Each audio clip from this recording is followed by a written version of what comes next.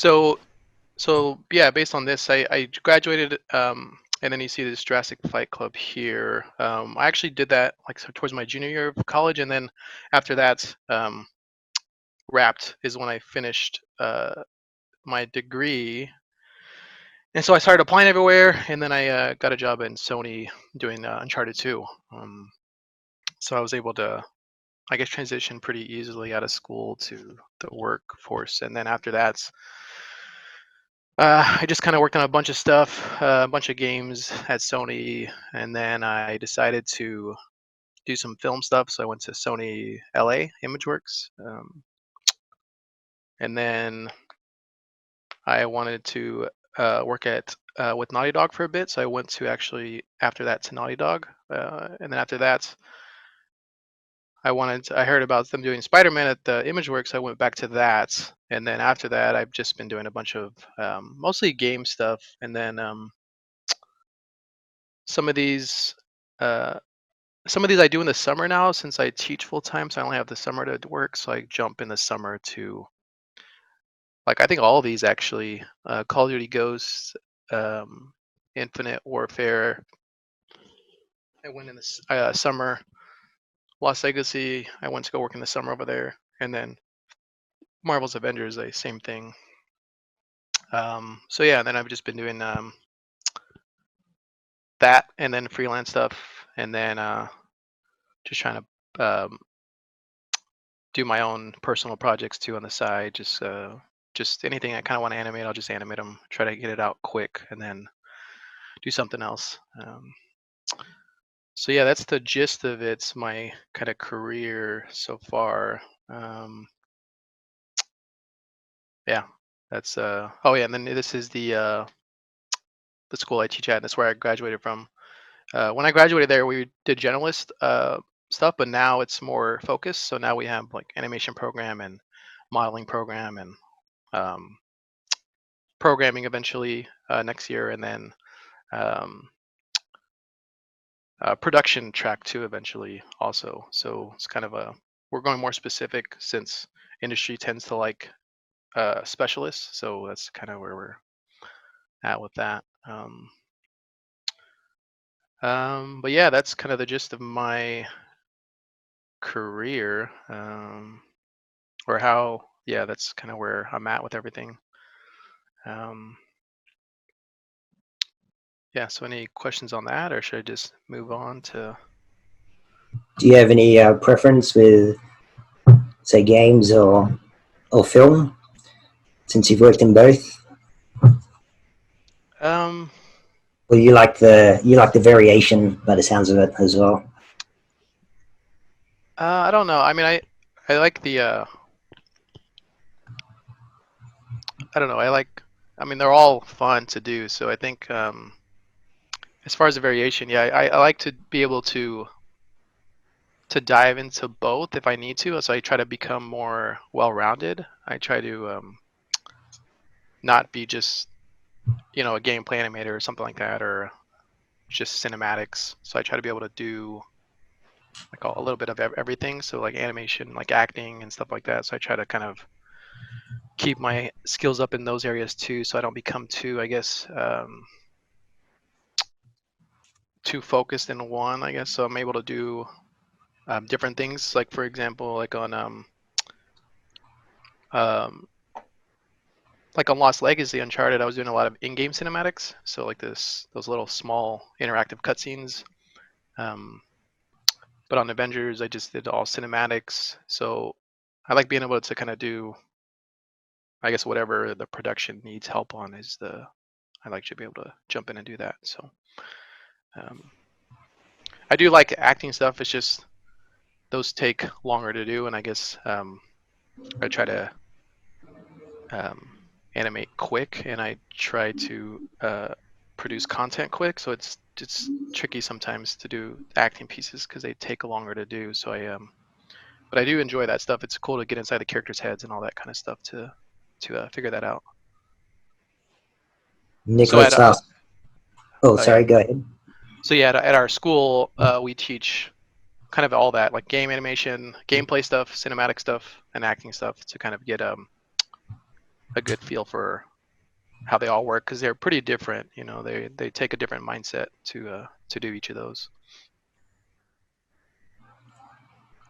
Nicholas asks, what do you feel is the major difference between game and film? Well, I think it depends on which kind of game stuff. I think if you're talking about gameplay is way different than film stuff, right? But I guess cinematic versus film, I think I think those are pretty close, right? That's pretty close to VFX stuff, like cinematics versus film. Um, but I will say that, at least from my experience so far, that game, you have a little bit more, in a way, I guess. I think it depends on the production, but I think you get some kind of leeway in like figuring out some um, acting ideas and things like that, and like, oh, what if we did this instead? I guess you don't have to. I don't know. I mean, on the Amazing Spider-Man, it was pretty locked in what you got to do in the shot and stuff like that, so you couldn't really add your own. What if they did this kind of a thing? So I guess it's cool to be able to um, pitch your ideas and stuff like that to the game. Try to make it as cool as you can for the players. Yeah. And David and Kristen asked, is your workflow the same in games and movies? And what is your workflow? Yeah. Which I'm guessing is what you're going to head into in this presentation. Yeah, I can do that. It's just, but like was mentioned, it's pretty different. I guess it's sometimes I'll go in and just do straight ahead. Sometimes I'll go in and do poses, acting stuff, that kind of a thing. So it depends. Um, yeah, I think well, it depends on the position, but I think in general you have to get your idea across so that the director or whatever buys it and gives it approval, and then you got to do it. So I think for movies, um, whatever it is to get it across, so whether it's like posing and uh, all those poses and the flow of it, and then you can get a buy off, and then you can do your own kind of a thing. Versus when I do it myself, like personal work, I'll just straight ahead it sometimes and not really show, right? So I don't have to worry about. I just do it, and but I don't think that would work in some places, right? So you'd have to change up your workflow, I think, depending on the show. Yeah, no, some studios all just want to see the poses. Some studios want to see if it's feeling right or not, like it doesn't feel right or something like that. So yeah, I think it depends for me on the stuff. To the workflow is I kind of change it.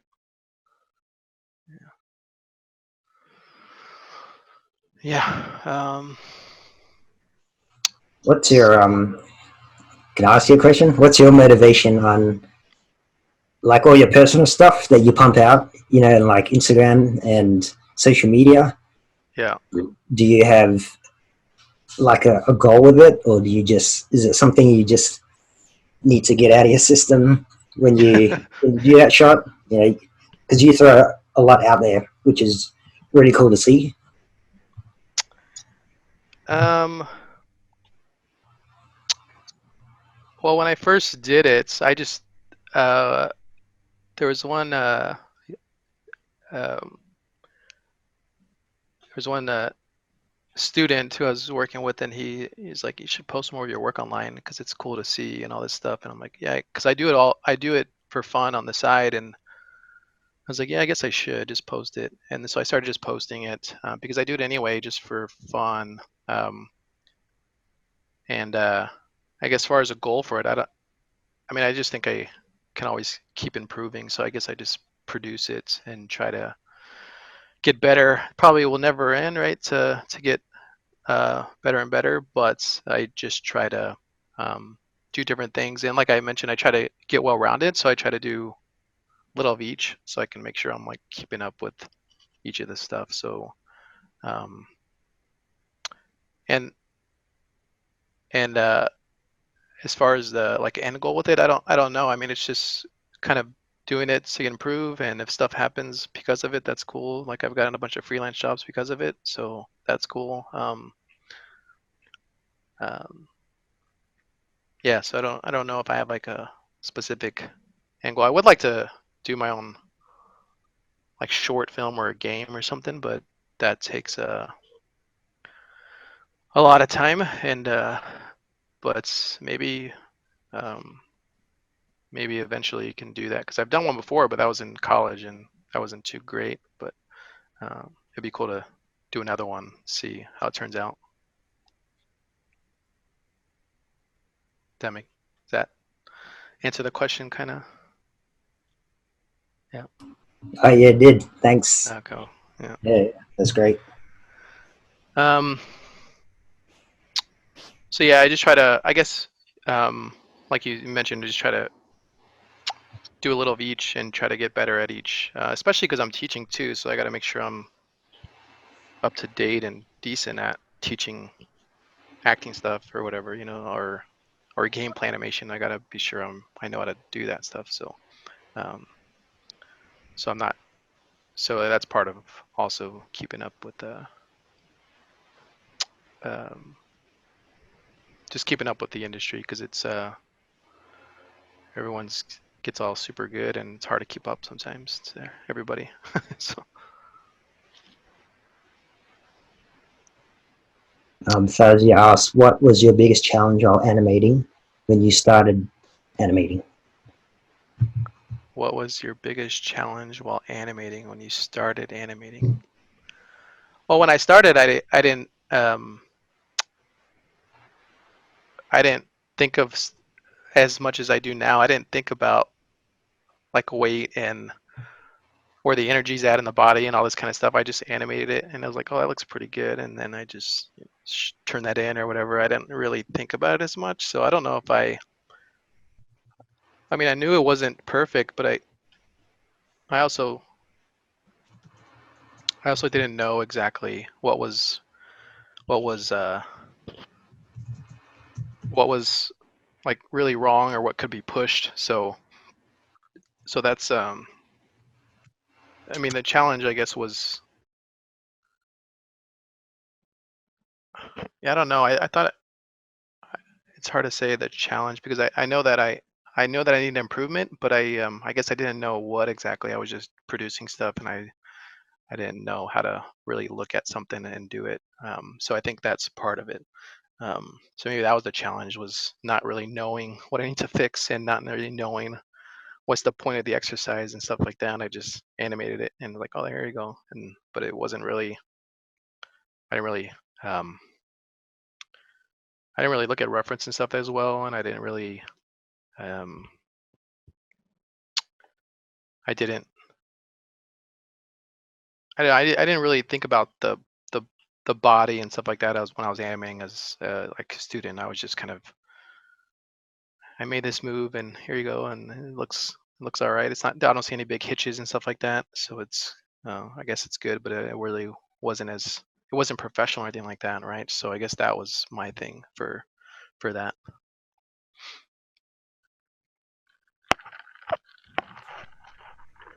How did you realize, I guess, that you weren't good enough yet or you didn't have the eye for it? And then what did you do to fix that? Did you go seek out a mentor or do extra, animation courses? Did you? Yeah, I mean, I did AM with it right on the side as I was doing my my courses at university just to get extra learning. And then I even did Animate for like one class where I don't know if I finished it, but I did one. Yeah, I think I did one class. Just I forgot when it was, like maybe 8 or something years ago or something like that. But I did like one of those too. I don't know. I always knew that it wasn't industry standard. It was just trying to get as much. Oh, and I also did. I don't know if you know Jason Ryan. You know who that is? Yeah. Yep. Yes. Yeah. So before I animate stuff, he did this online webinar called like Jason Ryan Animation. I think that's what he called it. Um, and he just did like little. They meet up every week and talk about stuff, workshops and stuff, and he'd do a shot live or something like that. And so he did that like every week for a while, and I would do that too to learn more. So that was good, and that's kind of yeah, and that was a lot from him. And then eventually he did the animate stuff. So, but before all that, it was this other whole different thing, and those were good. Those were useful. So, um, and he's all about breaking the shot down and doing keep going and going. And he when he was doing that stuff, he didn't really touch the graph editor stuff like that. So I think that sorely rubbed off on me a little bit. That I try to get it to work in the viewport, and then I'll jump in the curves if I need to. Um, but yeah, I guess just seeing. I think I was seeing all the other stuff coming out, all the like games and the film people and all this kind of stuff producing stuff, and I just knew my stuff wasn't there at that level.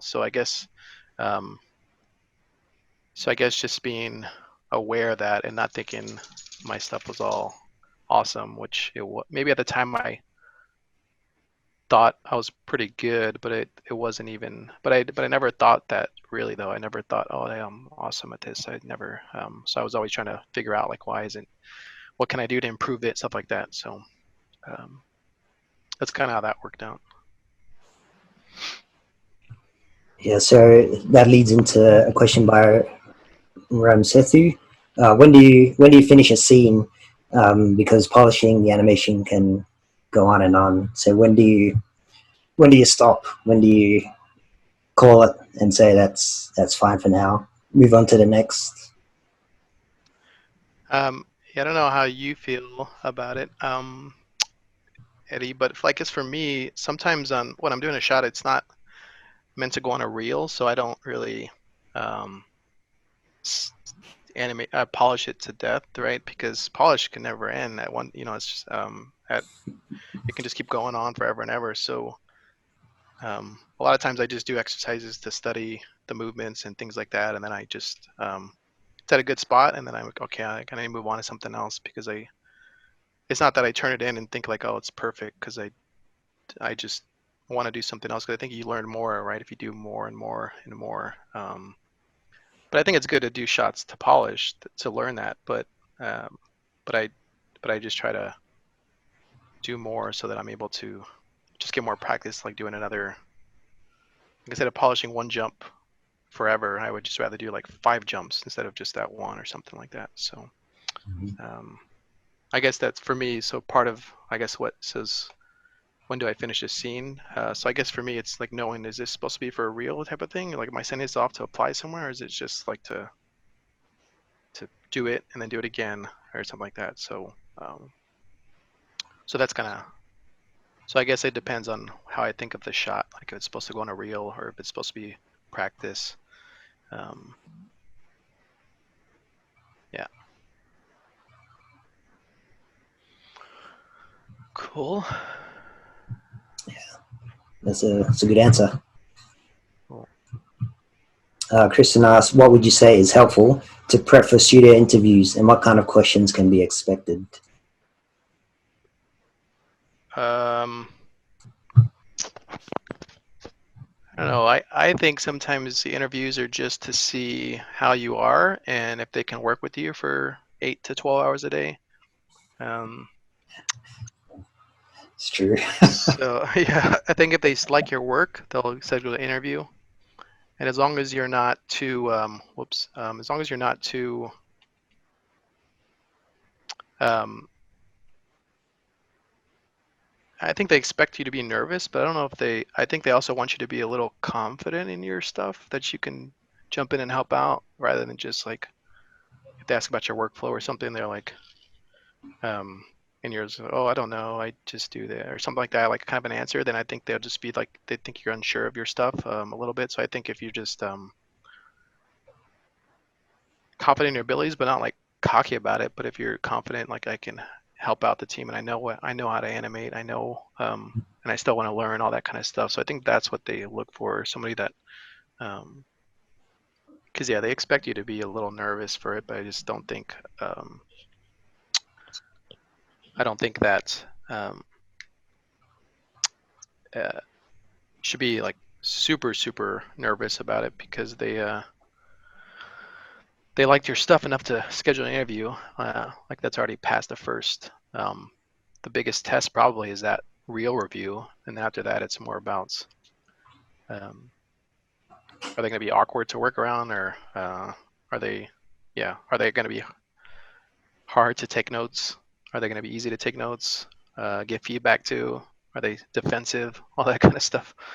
Um, so as long as you're not any of that stuff, and they think you're awesome to work with, I think the interview stuff should be pretty um, straightforward, and hopefully it's pretty successful after that point. At least that's what I think on that. Oh, what kind of questions can be expected? Um, I think it depends on the studio. I think some of the studios will do different kind of questions. I think some will ask about your workflow, like what do you, but I think also I think that's part of it is just to see how confident you are in what you're doing. If you're just like, oh, I don't know, I just animate it, like type of thing, that's probably not what they want to hear. So I think it's I think they ask about your workflow, how you work with a team, how you work with feedback, how you worked in a stressful environment, something happened, whatever, late at night, and you got to know how would you react, because they're trying to see how you're gonna react when that happens at the studio. When you get your shot, um, like, oh, just now do this thing instead. And you're like, what? I already spent 2 days on this, right? Type of thing they want to kind of see. I think part of that is how you're going to act on that stuff. Um, but I do think that some studios are different and they look at different stuff. But I think in general, that's what I've seen so far on stuff. Yeah, because I hear stories of interviews and the interviewer talks about their I don't know. The interviewer is no, the interviewee is super um, talking about their own little studio they have, and like, oh, we can do all your stuff. I guess like a little too cocky on their things, and that kind of rubbed people off the wrong way, and they're like, oh, we're not going to hire that person, type of a thing. So I think that's part of what they're looking for is just somebody that just that they literally can be there working with them 8 to 12 hours a day. I think that's what they're looking for is someone who's awesome to the team and um, who's going to work well with everybody. And some studios I know that they have to get a buy off on everybody in the interview before they even offer them it, right? Every team has to say, yeah, they're good or they seem cool or something like that, right? So that's how I think those interviews go. Yeah, and to add to that, a lot of people go with referrals, like personal referrals. So it's good to make an impression and also, you know, be a team player and just become mates with everyone. Just Yeah. because the next gig could come from, you know, another mate who goes to another studio and then they refer you and say, well, this person is pretty awesome to work with, so let's look at their stuff and have a chat with them. Yeah, that's what I tell my students. Like they say they don't have a lot of network. I'm like, well, you don't think so yet, but all your classmates are going to be your network, and they're going to go off to places. And if they didn't like working with you or you were mean and stuff like that, they're not going to refer you. so, um, so is help each other out and all that kind of stuff because they'll be somewhere eventually, and you never know where they end up or where you end up and all that kind of stuff. So yeah.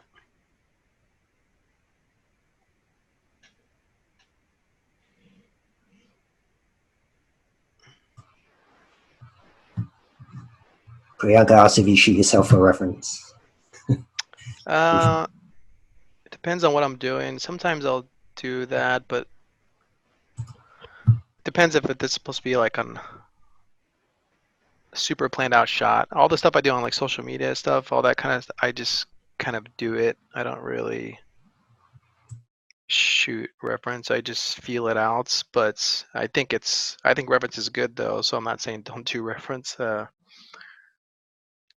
I just can see certain stuff now, I think. So I don't have to, unless it's something I haven't done before, like some martial arts kick or something, I can't feel that out too much. So I'd rather look at somebody doing it and see what they're doing. That helps a lot. So it depends on what the motion is. Like even this one that I'm sharing my screen. Like even this kind of mechanics test, I couldn't have done that really on my own without something to go off of. So I use reference for that, obviously, because I can't do that what they're doing. So I kind of looked at their stuff and just kind of see how they do certain poses and where the energy's at on some things. So I think it depends, but um, for certain things, I for sure look at reference and see like what's really happening with the body there, because I can't get up and do this stuff, so I have to like look at it and see what they're doing.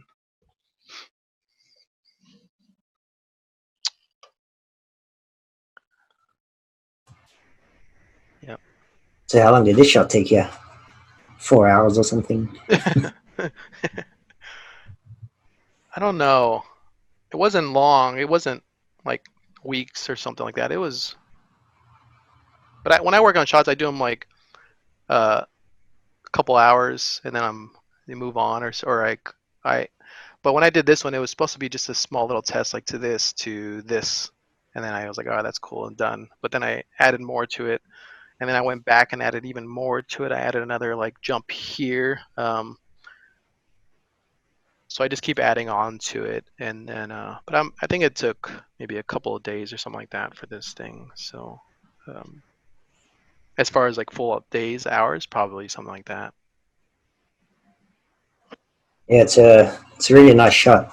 It doesn't look complex, but I feel like there's a couple of pivot changes you did there, which is Well, really neat. that was one thing about doing this test, was to like learn about workflow a little bit, like how to do certain things. Mm-hmm. And I probably didn't even do it the right way when I did this. I did it probably the really dirty way, but I learned though from that, and like I knew how to. It's always Um, yeah, I now know if I were to tackle this shot again, I would do different workflow, right? So yeah. yeah, because you would have had to change the pivot to their hands as it spins around, and then Right, like to here, right, and then yeah, and then as you yeah, come off it, I guess it goes back to the center of gravity. yeah. But Then that's back. not how this one was, All because right. that's ideal, right? But I wish I had the file, but I don't, because this rig you have to have access to the studio to do it, but I don't have that anymore, so I don't have the file anymore. But this one's really dirty. Um, I think the world pivot is here, and as she's jumping, I think over a frame, I switch it back to like here over a frame from here to here, but you don't see it because I try to match it exactly so it doesn't pop too much, and then so that I'm able to do the spin. So yeah, it wasn't a good workflow, but I learned about it, so I knew what to do and what not to do. So, Turned out but this, great. but it's because this test was supposed to be really quick, so that's why I didn't um, I didn't spend a lot of time like, oh, I'm gonna use this type of thing. I'm gonna do it. I just kind of went, posed it out, and did it as quick as I could, and then I just animated it. So I guess,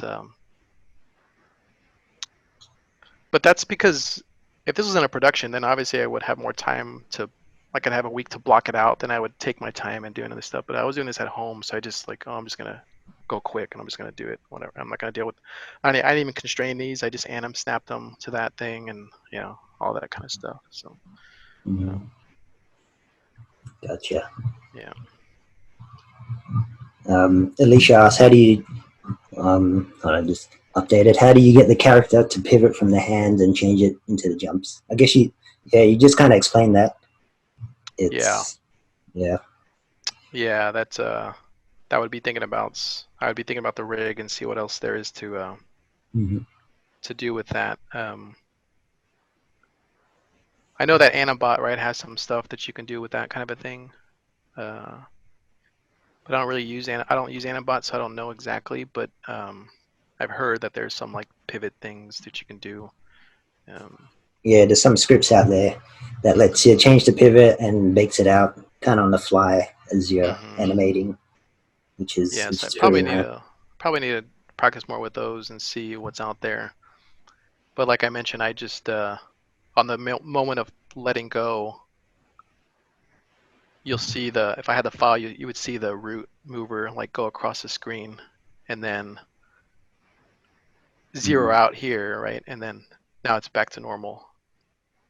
Um, so that's what I do a lot of times actually. If this rig is getting like the movers here and I needed to get it back zeroed, I would just over a frame switch it so so that you don't see it, but I'm back to zero so that I'm like clean again, so that you don't have so I don't have to deal with it way over here and all these calculations and stuff. It's just a pain if you do that. So um, even on the flips, I think I did that.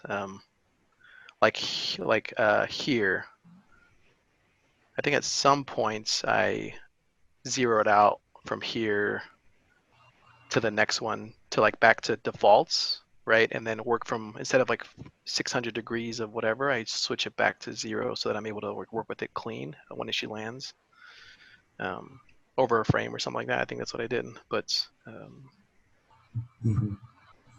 just because it starts, otherwise the curves keep going up and up, and I just feel like I need to get it back. So it's over a frame, but um, that's sometimes what I do to you won't. Hopefully you don't see it, but that's what I try to keep it clean to do that.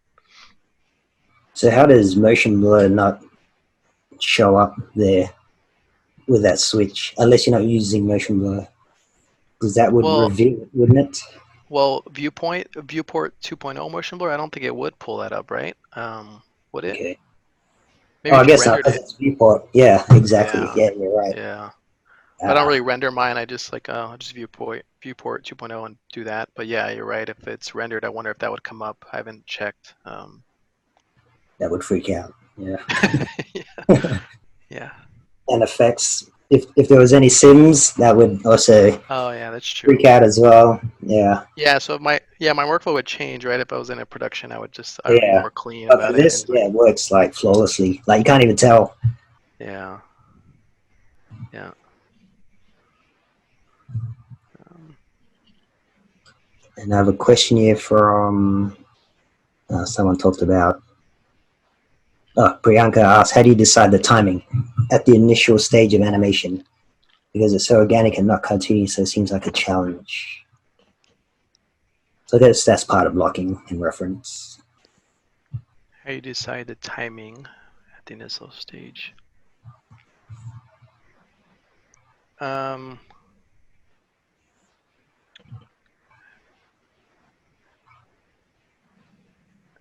how do I decide the timing of? Uh, yeah, when I did this one, I think I did just do like main poses and then like every key pose, and then I just worked on the timing between transitions, like the big like here this move here from here to here. I just made sure like okay that's the right.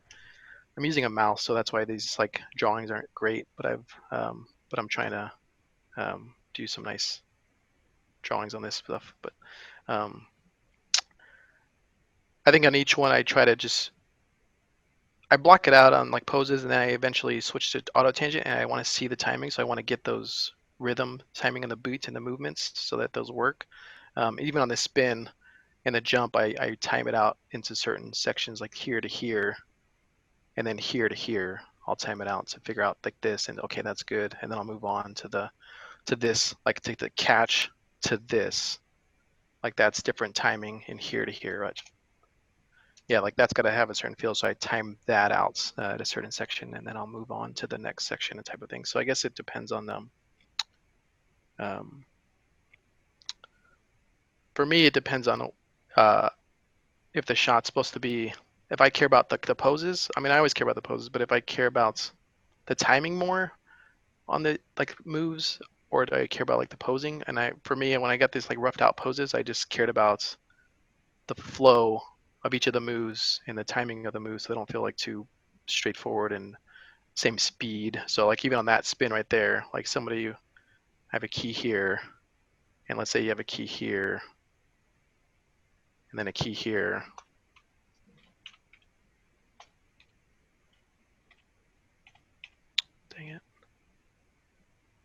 And then I would just work on this transition. So I'd make this like one speed here to here, and then this another speed up, and then this is another speed here. So I break it down into like sections, like this big circular motion, timing and that to break it up. So hopefully that answers that question.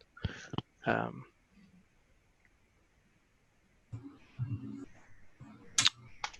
Yeah, she said, makes sense.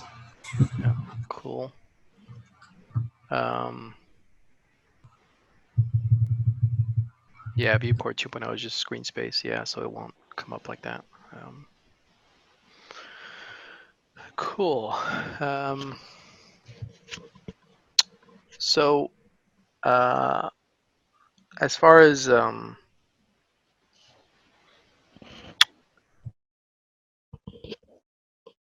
as far as workflow on like stuff,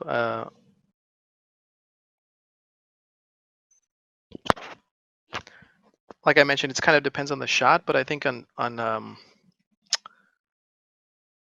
I wish I had the reference for this one, but this is off some dance. But a lot of times it's the I go for the feel of the motions versus the pose. I think poses are all, like I definitely spend time on like the poses, make sure those read and stuff like that. But for this whole sequence, I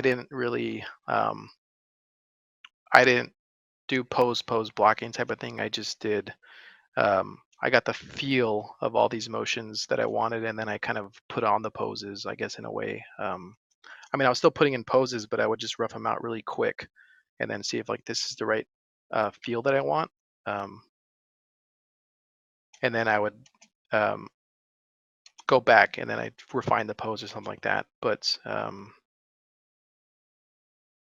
like this, if I had the original version, all it was just a jump up, and then that move to there is what I worked on, and then I just went in and it almost layered on the other stuff because I wanted to make sure that feel was right, and then I just kind of went in and made sure the poses. When I went through there and with the poses, I just made sure that each pose was kind of really cartoony and cool and lattice effect, whatever, all that kind of stuff. That's what I kind of do for some of these shots. So, but this is different than if it was like a acting piece where I'm doing poses kind of a thing. This was more like the feel of this stuff. So I think it depends on the the shot versus like um, versus uh, I don't know where it's at actually. I thought it was in here.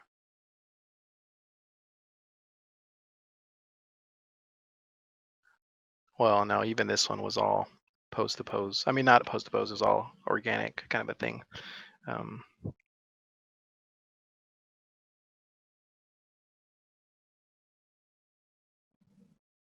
oh, versus like this one was a little bit more pose to pose, right? Getting that pose there,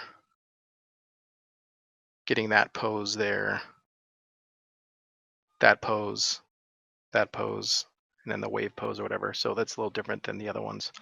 Um, so I think it depends on the shots. Yogesh asked if you ever draw poses for your animation Say that again. thumbnails, or Yogesh asked if you ever draw any poses before you animate. So kind of like planning and thumbnail. Like thumbnailing. Sometimes I think, but if I was to go back into like trying to learn and do these kind of shots like as like for a studio or like for a reel, then I would really plan them out and stuff like that. But uh, I guess for me right now, since I try to produce a lot of content, I just try to go in there and just feel out. Like if I hit this, I'll just try to feel out the in that 3D. I can't draw that well, so when I draw out, my stuff would look like um, this to this to this, and then I would be literally like to this, um, type of a thing. It looks all squashed, but I draw them out like that really quick. So I don't really, if I were to do that, sometimes I'll do that, like really rough them out really quick. But other than that, it's more jumping into here and just kind of, I guess, because when I pose out something in 3D, I can do it super quick, so I can like get the feel of it really fast. But I guess I can see this being powerful, like jumping in and doing this really quick and just kind of getting it to read, and then move on and then go to the next one. But I guess I try to um, uh, do it quick so that I don't spend too much time on. Um, but I think my workflow is different now because of the stuff I'm doing, like for social media stuff like that. It's just I don't think that method of working is the right, like the way to do it for if I'm trying to do a shot for a reel or something like that. I would do it much more planned out and like slow it down. Um, so I think my stuff right now is that I do is, I guess, faster pace. So that's why I cut out some of this stuff to do. Um, but this one I did do poses like blocking, just main key poses, and then but I use reference for this, right? And it is a lot faster, actually. I will say that if you use reference for this and do this, you can copy the poses, get the feel for it, and then you can do your own thing. So, so in a way, it's definitely saves you some time if you can jump in and plan that out and get something to work off of. Um, yeah.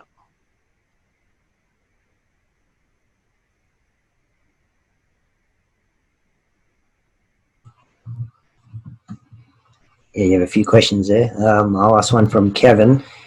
Do you often animate with IK spine or FK spine? Um,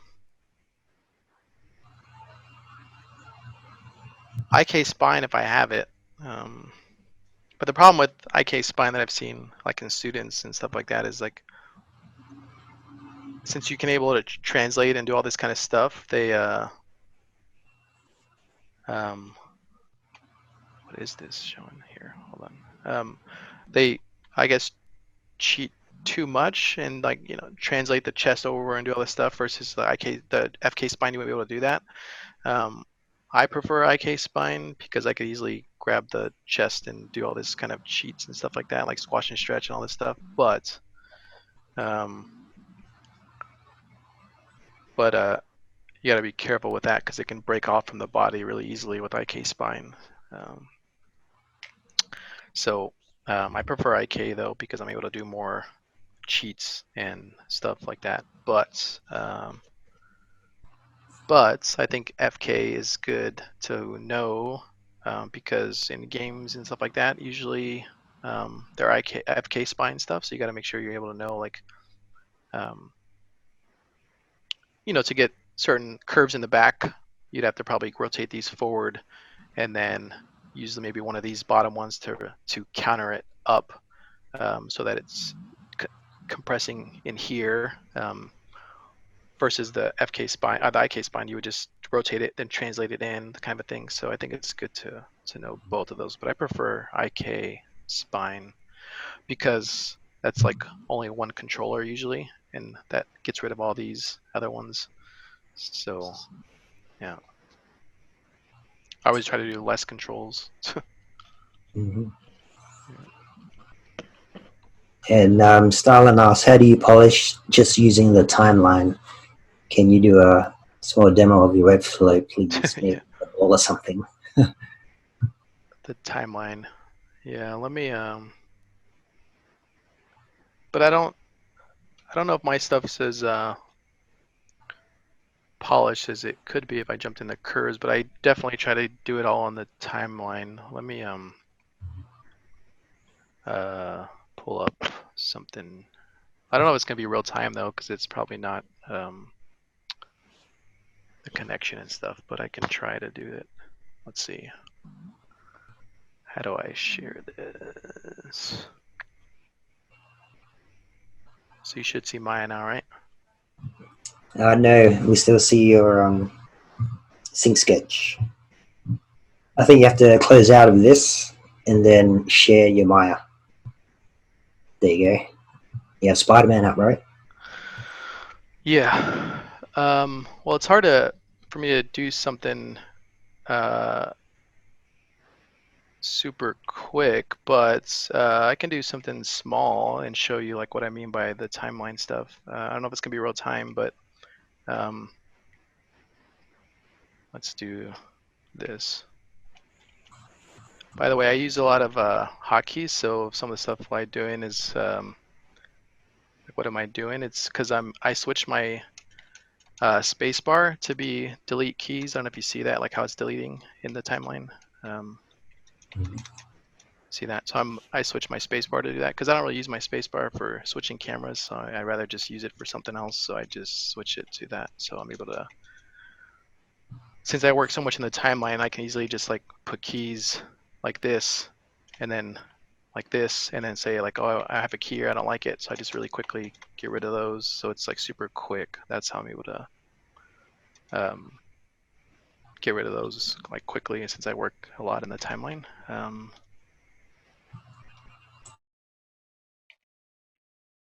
I haven't really heard of anybody else doing that. I guess it's weird but I just figure like the spacebar is um, it's such a good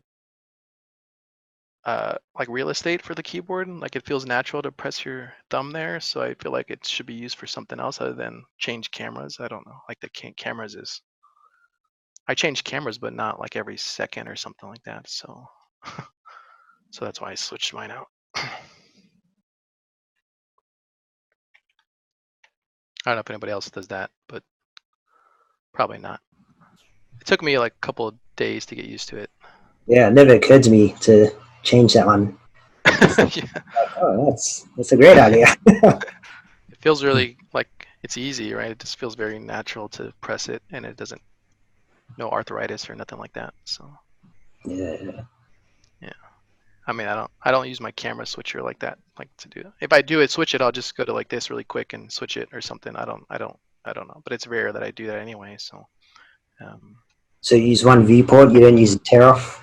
I yeah, think. or I'll just tear it off like this. Okay, Probably yeah, yeah, I'll just tear it off and that's what I try to do. put it. Yeah. Um, I think it slows it down a lot, especially if you're tries to update two viewports. But yeah, I don't like to switch between just using one personally. right. Um, um, so I don't know what to animate really quick, but if I was to do like this one really quick, like this in the viewport, if I was just supposed to animate this like arm, I don't know, just as like a test, like arm going up, I would do something um, like this is the initial what you get, right, from like just keyframe to keyframe. And then some people will jump into, oh wait, this is probably not showing up, right? Hold on, let me change this. So there's the graph shows up, right, when I do that? Yep, see the Okay. graph. Um, I switch my graph hotkey to G, so I'm able to like open and close it like this, because since I don't have it up all the time.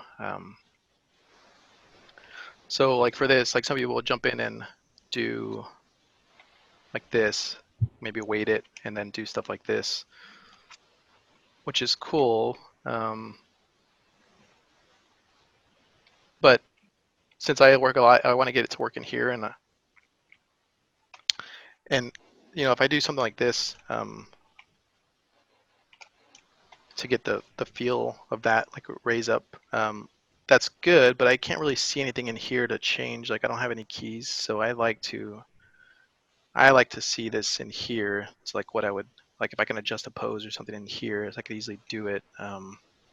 So I personally like to work like this a lot of times, where I'll maybe put just breakdowns because I see this. There's no breakdowns in here, so I like to just put extra ones in here. So maybe and I switch my to split between my keys. I switch those to 2 and 3 on my keyboard so that I can easily do this. So my hands never move from the left side of the keyboard and my mouse, they never really move ever, so I don't ever take them off. So like here to here, and then I'll go to here and I'll say, well, this one probably needs a breakdown here to favor this side, and then cool, and then I'll probably need one more over here. Maybe tone this one down, and then afterwards I can look at it really quick and adjust for a second, and then that's pretty much. And it needs to be retimed, right? So I can just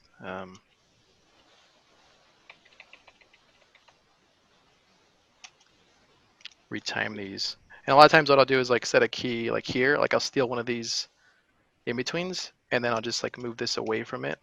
So I'm basically, you can see that I'm basically recreating that curve that I initially had. I just do it, for me, I just do it a lot quicker in here. And I guess I'm more control here than I feel than the other one to get like a decent speed up. And for me, it's like easy to adjust timing in this because I have the keys here and I can say, well, this section here to here is a little slow, or this one's too much movement here to here. So maybe I'll just take this one, copy it there. Oh, by the way, the way I'm copying is I'm just middle mouse and I press S really quick. So I just middle mouse this pose to this one and press S, and that's why I do that really quick to steal stuff from each other on these keys. So I get something like that. And then, so like that move, I don't have to really do any graph stuff. And then maybe I'll go to this hand here.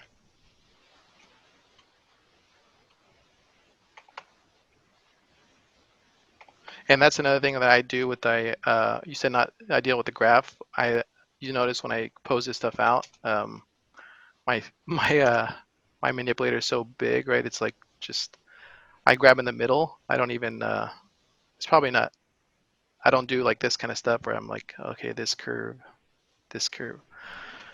I just kind of get the pose I want and then see how that's working out, and then I'll just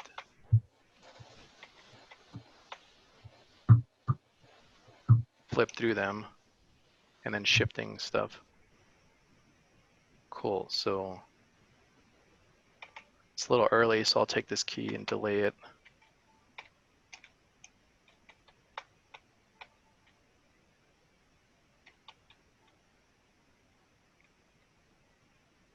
Yeah, it's a little too slow right now, so I'd probably take both of these. That's too slow, this thing. Cool. So yeah, something really quick like that, and I can get. Then you notice I haven't really messed with the curve stuff. I can easily go in and do this, but you notice like here, it's already got that same build as my pulling out the tangent stuff. So I don't really I don't.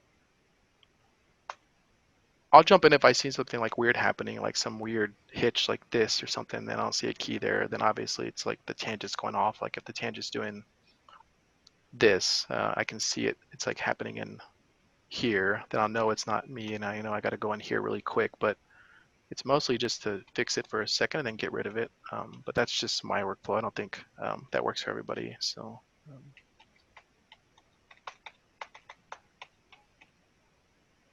It's hard to animate and talk through it a little bit. So versus just doing it and getting the feel right.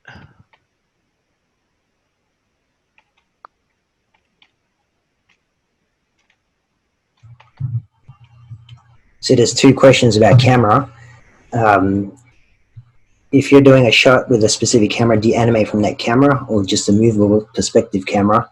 And a follow-up question by a different person, Seth, is have you done animation that looks good on the main camera but poses are messed up in other views?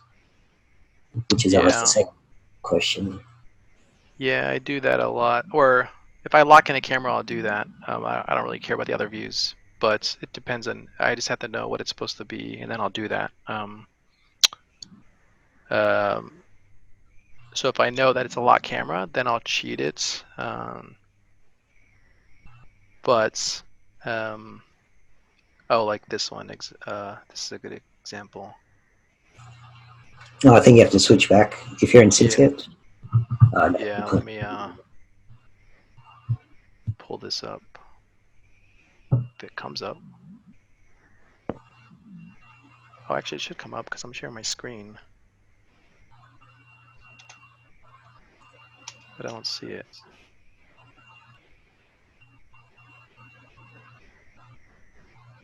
Why is I it not think coming up? QuickTime is just having trouble. Yeah, why is that happening? Let me see. VLC player. Oh, yep. Cool. So like this one.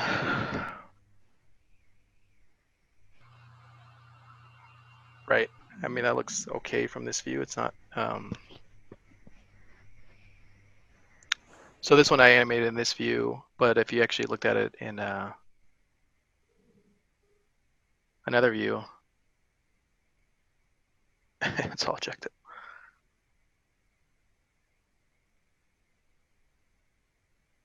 Yeah, yeah. Um, but that's because I already knew this. You weren't going to see anything else, so I didn't want to waste my time doing that. But at the same time, though, I even though I couldn't see the stuff happening off screen, I still made sure that she had little like weight shifts like that. Like she comes in, little stuff like she stands up on her weight, like here, or she has like an antic, stuff like that. So I still try to make it seem like I'm doing the underneath stuff, but I just didn't do it underneath. Um, so yeah, it looks pretty bad from the other view. Um,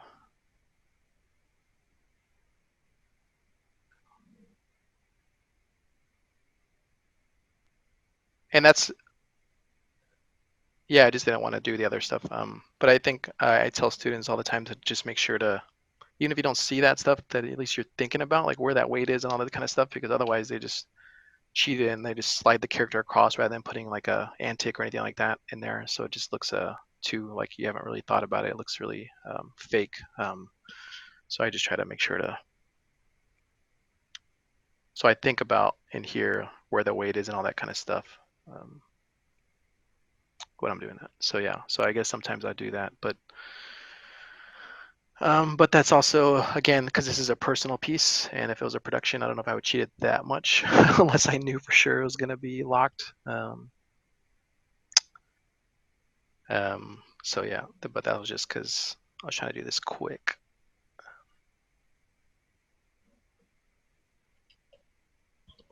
So I guess yeah, that was one that, or I think it looks okay on the main camera, and then but the poses are messed up in other views. So I think that's a one that does that.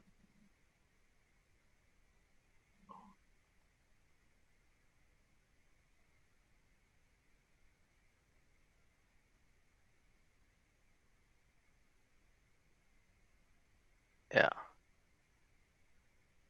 All right.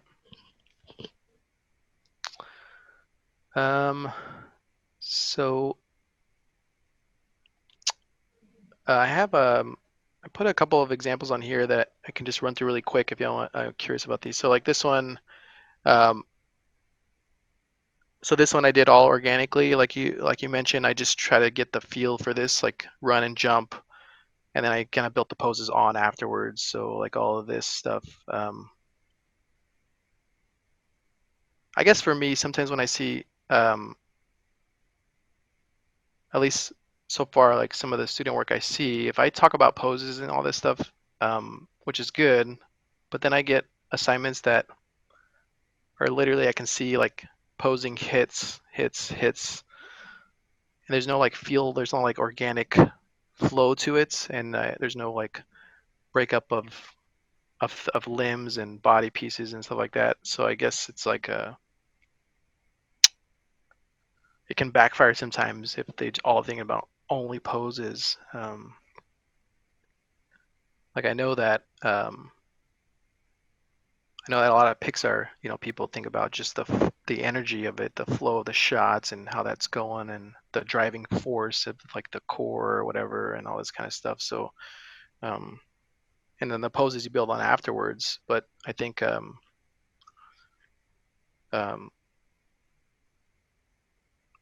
because I think I could block the shot out with the just poses, but I don't know if it would feel as like natural flow and all this kind of stuff. If I just did that, it would just almost like too pose to pose. So right now it's like just um,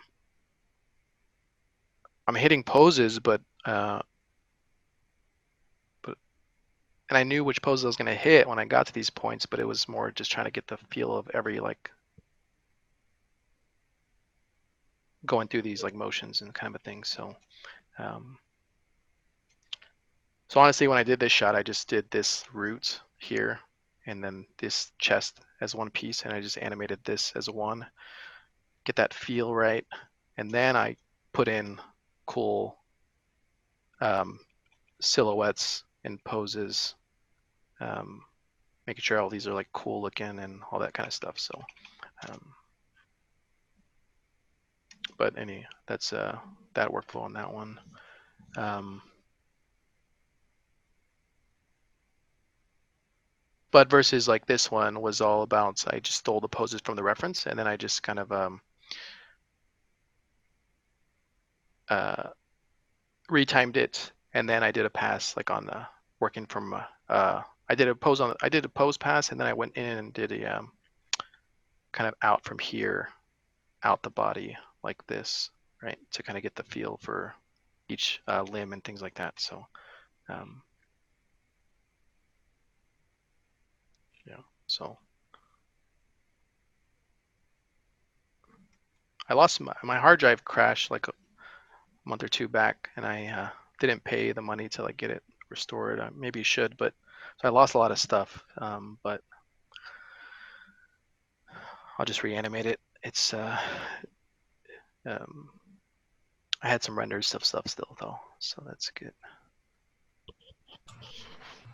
So Matt, with your last shot, just that This Fox one? Kid, yeah, that you had a version earlier where you had cloned meshes following his trajectory as he ran down. Hmm. Yeah, So is that but that was, I only did that to show. I think that was for like social media to kind of show poses that I'm going through it. But when I animated this one, it was more straight ahead layered to do it. But okay? when I showed it, I showed like some key poses because when I went back into this, um, I did make sure like it's hitting these clear poses and stuff. But that wasn't the workflow that I did for like to get it to that, right? Yeah. Okay. Yeah. So you didn't actually use those as you went along to create the next one, for example, and so it's just all straight ahead. No, that kind of they kind of formed themselves as I was going. Yeah. Yeah. Yeah, that's neat.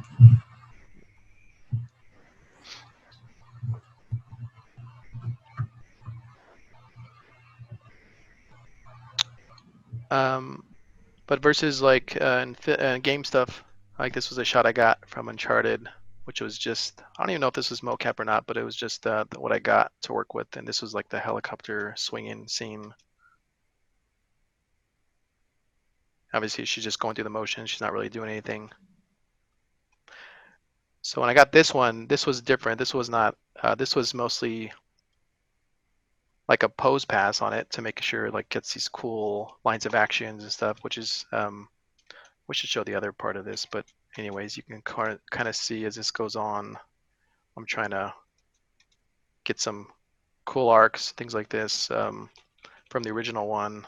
Um, so I just did like a layered pose pass on this to get what I want, because the motion's kind of already there. So I guess it's and all I'm doing on this one is just trying to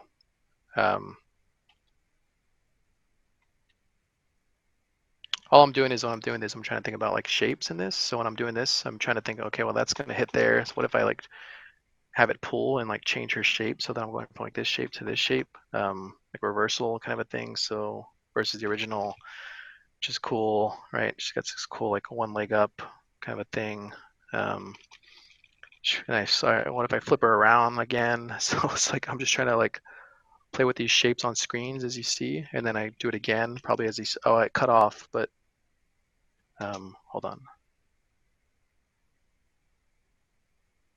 Oh, there she goes. Oh, wait, I think it goes at the end.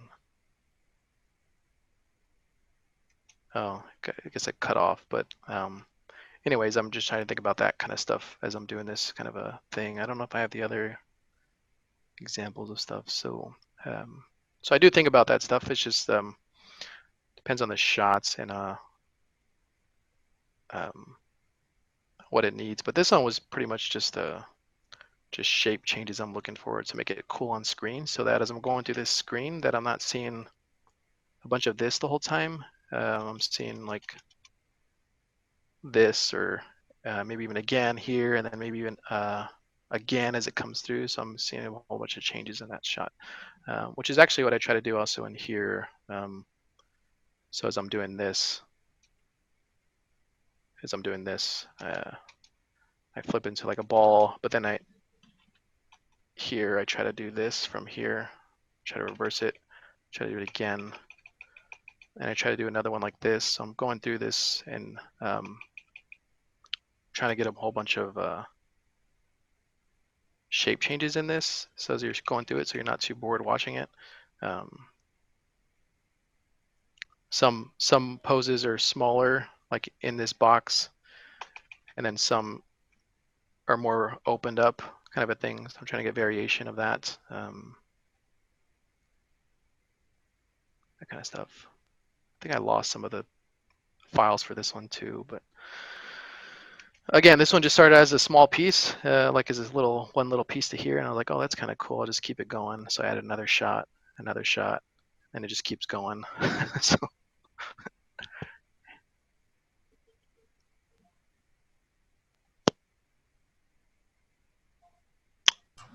oh, you're talking about this one.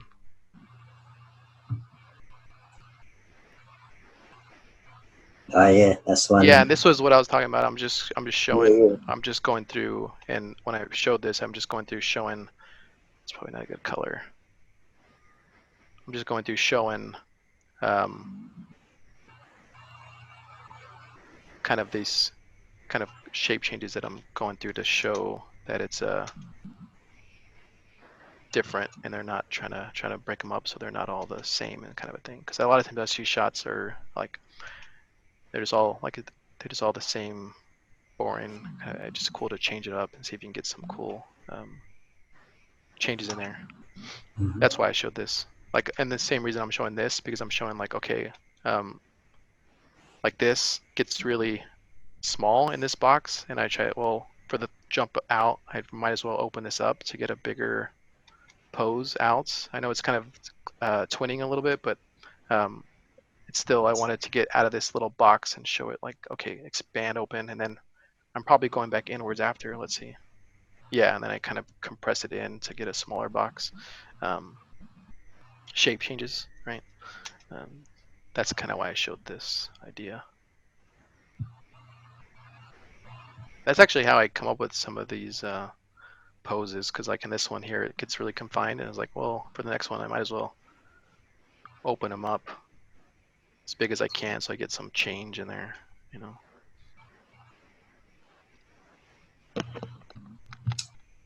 Yeah, right.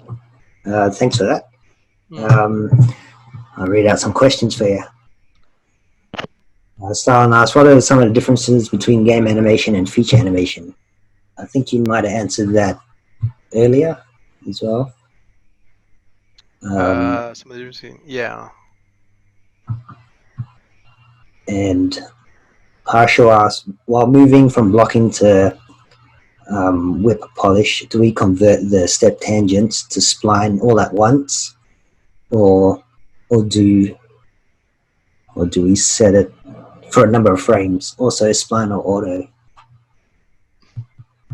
I mean, if you're working in step, then I would just convert them all. I mean, my rule of thumb for this stuff is if I'm doing poses or something and I have them all in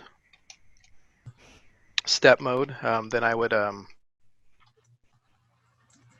my first rule of thumb for everything is like to grab all my curves and switch them right to this auto tangent and see how that looks.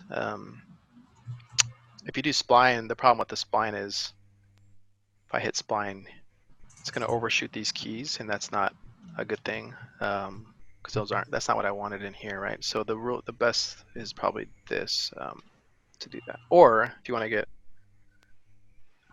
extra crazy with that, it would be switching these to linear, but linear is not going to look as nice because you need more breakdowns in here to get this to work. But that's definitely a good.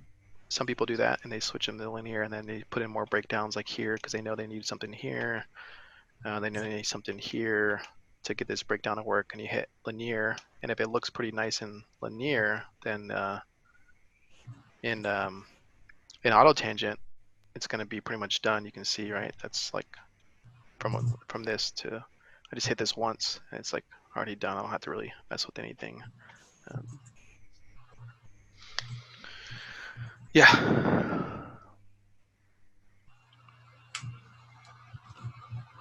And Priyanka asked, do you get to decide camera angles besides what the storyboard demands? No, I mean usually if it's a game or a film, if that's already done, then you pretty much locked in from what they had, unless they give you some leeway to do it. But usually it's already kind of figured out for you. So,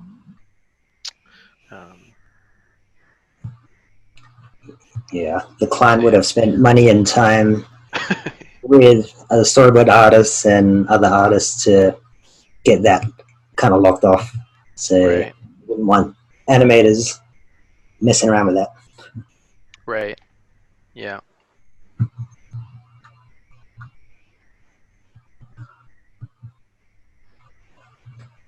And Harshul asks, could you please share a demo afterwards on cleaning up curves in a graph editor?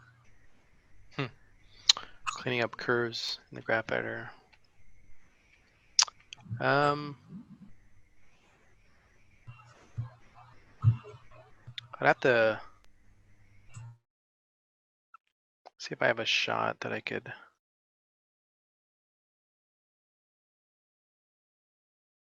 pull up. I don't know why this one's so lagging. Let's see. Hold on. Let me see if I have a.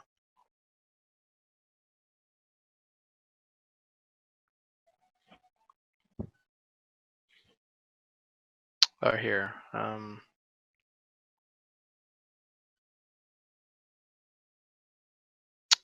So for curves, I mean for me, like for curve stuff, it's all about. It depends on what's happening, but um, like all this stuff, like a lot of times I'll see stuff like this in. If you ever see that kind of stuff, that's usually bad because that's like the default Maya stuff. So as far as like cleanup of this, um, the problem with it is like not really cleanup. It's not. There's nothing wrong with the curve. It's more like the spacing is all off on this. So I guess for curve stuff, it's more about um, really making sure that your spacing is good on all this stuff. So like here, I can see that it's got really nice different spacing here. It shoots up really quick.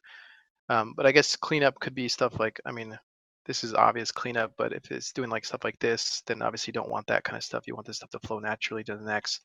I like to zoom in and scale this out to kind of get some cleanup here. I like to zoom into some sections like this. Yeah, stuff like that. But um, sometimes though, if the motion's like really fast, sometimes like stuff that you see like this, um, or here I'll take it back.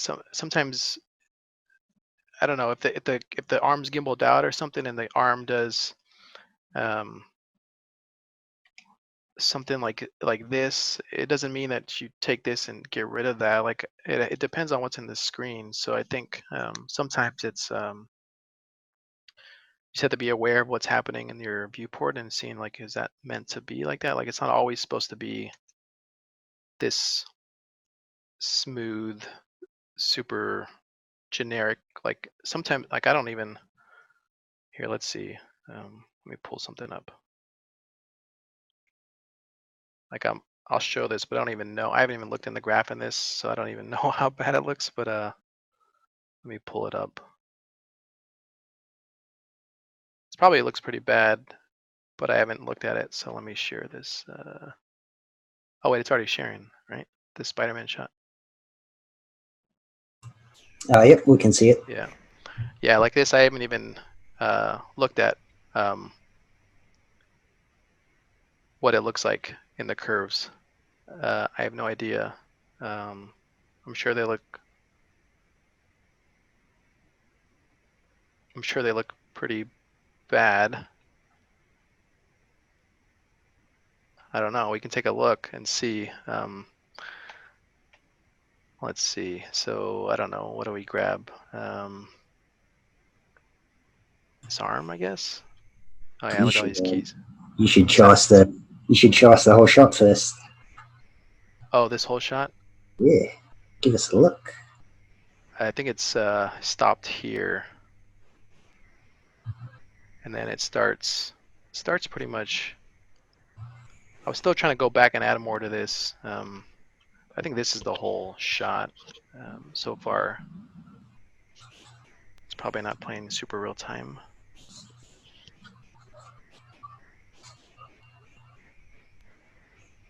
Yeah, and that's pretty much it so far on this. That's great. I love it. And it started out as just a small little, oh, I want to do this little like one part here, jump, land. I was like, well, what is he looking at here? He should be looking at something. Oh, maybe there's somebody here taking off. I was like, oh, cool. So what if he tries to stop him? I was like, I don't know. All right, what if he gets pulled? You can see that's not even done. This thing here, it's that's off, and you can see some of it needs a bunch of cleanup stuff. But um, I just and then now I'm at the part where he does this flip, and I have no idea what to do afterwards. I'm probably just gonna have him like run down there and jump again, or I don't know. I'm just making it up. So, um, so yeah, in this shot, if I look at some of these curves, you can see I have a bunch of keys here because I set a whole bunch of keys to get um, the spacing and the stuff I want exactly on this kind of thing, the poses. And I'm sure if I look at my curves, oh yeah, you can see like that is and see this is where I think people would be like sometimes jump into here and be like, well, I'm gonna delete that and all this kind of stuff. I'm gonna delete this one, this hitch here. But I'm pretty sure I put these for a reason, like in the viewport, to make it look what I want it to exactly. That's why I put these keys there. So um, yeah, it was a spacing thing when I did these. Yeah, so if I get rid of this one, probably can't see it, but it has a little bit of a different spacing than I wanted on that one. So I just put a key in there. But um, so I don't know if I'm the best to give graph editor cleanup tips other than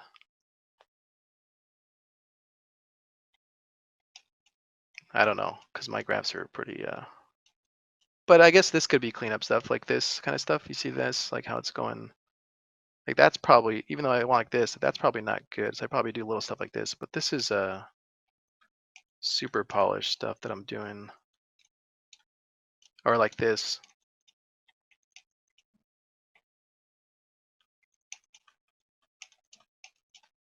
or like this little hitch. I mean, I could go in and get rid of some of this stuff, but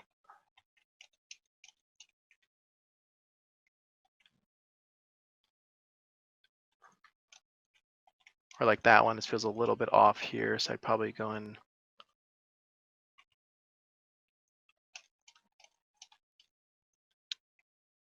But I don't know, I started doing yeah, I got a lot of keys, right? So I know you can do like snapshots of your curves and then go in and do like cleanup on those. Like, see, maybe this, maybe I wouldn't need that. I have to go look and see what that's gonna look like. What is it? This one? Let's see.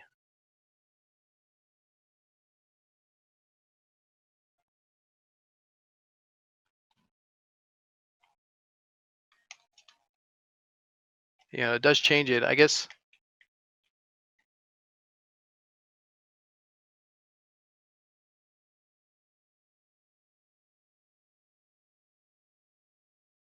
it's not that big of a difference, I guess, on this one. This one.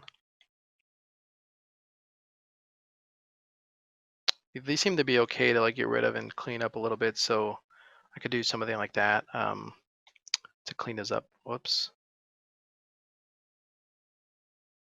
I forgot how to get rid of that. Do you remember? I forgot that hotkey to get rid of that. Did you somehow lock it? Yeah, I forgot the way to get rid of that. I think it's uh Do you just have to click on that pin again? Did that work? no. Does Oh, anybody? is this? It like locks these in place, I Oh, I guess. think I know. I think you have to create an anim layer and then delete the. It's weird. Delete the um, anim layer that's on top of the base. It's a weird bug. But this is like what happens is I locked them on accident, and I, I think there's a hotkey to unlock them like from this. Okay. Because Uh yeah. oh, there Oh, it is. So I what'd you pressed do there? J. J J. unlocked it. I guess H locked it, and then J unlocks it. Yeah, there it is. So it's I accidentally ran into that sometimes. Like, what the heck happened? It like locks these, and That's anyways. that's gonna be handy. Oh, um, so that's my graph editor cleanup stuff. The main thing I'll say is like if you're doing something like I don't know, let's just have Spidey do a quick like jump.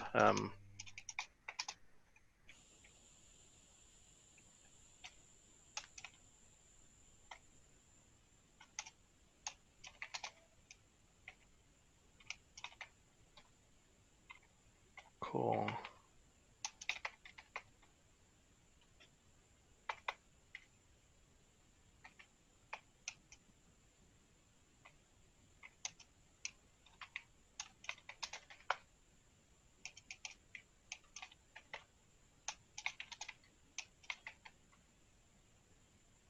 Cool. So if I do something super quick, like having him do this just like that, right? If why is it not looping? Hold on. Cool. So like something like that, obviously if there's like extra keys in here um, and this was starting to look like hitchy kind of a thing, then obviously I would probably go in and like this kind of stuff I don't want, like all this kind of stuff, I don't want that to happen. Obviously I want this to kind of blend nicely with each other. Um, so I would probably, get rid of these. Doesn't change that at all really. So that's cleanup stuff I would do for sure. Um, but mine, like see if like here to here, this jump here to here, mine would be my graph editor cleanup in this would be that I would need another breakdown here to kind of change the spacing here to maybe it'll be something like this to get a faster up. Cool, this is good. This one's over. Go something like that. So maybe it's something. Why is it not easing in properly? I need to move this over.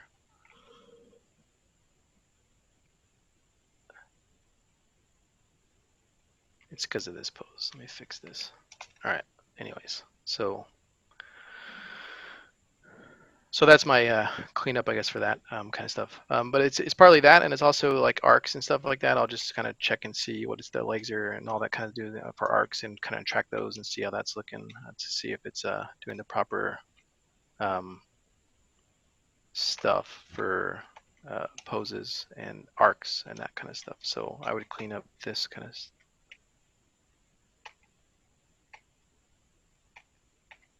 I guess I can do a quick like jump loop really quick if you want me to do that, so you can kind of see like how I would animate it really quick. It wouldn't take me long. I'd probably do it like in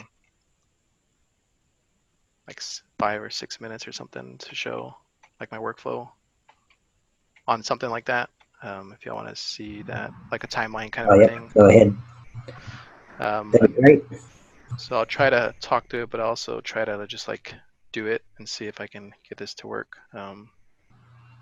It won't be long, so hopefully it won't be too boring.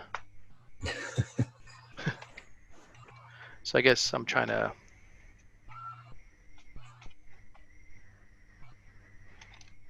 if it doesn't crash on me, we'll see.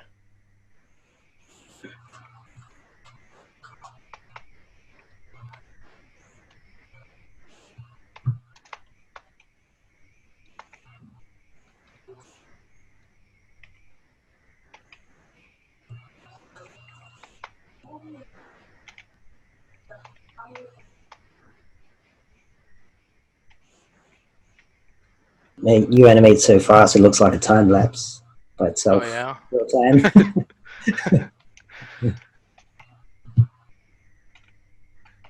Yeah, I try to. I guess I don't spend a lot of like when I grab the curves, like these controllers and stuff. I'll just grab them like super rough and just like this freely animate them really quick, and just I guess that's partly why I guess I don't um, grab like uh, rotations by rotations kind of a thing. I just like really quickly try to get it to do what I want it to do, like the pose, and then I'll just move on from it. I mean, I could spend a lot more time on these poses, right? But I just try to really quickly get it to read.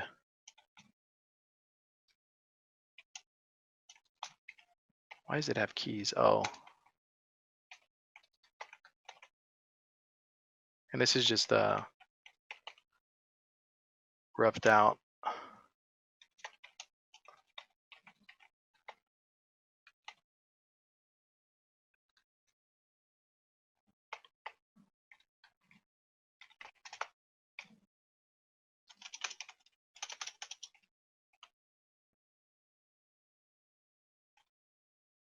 Cool. So he's gonna do like some pose here.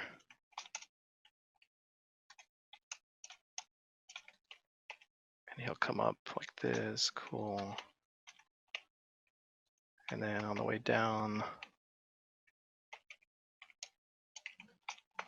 maybe here he does some.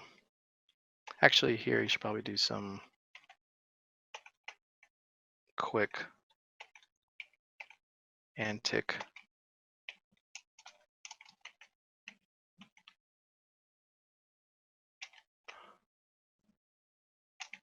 And then with the elbows, I try to only do them in like one axis. I don't know. So I break these other ones and I try to lock these other axes because the elbow is only supposed to do this. And since I animate like this, I don't like to mess up and grab these other ones. So I just really quickly lock them so that I might only move them in that axis because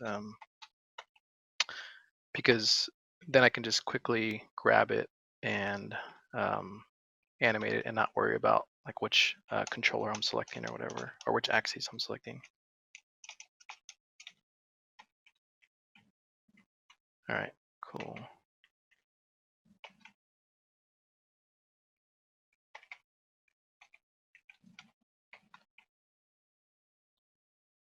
All right. Cool, and then maybe here I'll put another pose there. So I guess I am doing a pose pass in a way, but I have the root already working how I want it to, so I'm not really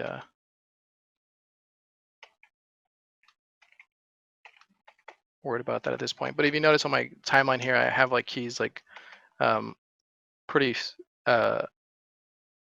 almost like on fives, it looks like, because I'm trying to make sure I have enough breakdowns in here to get this to read.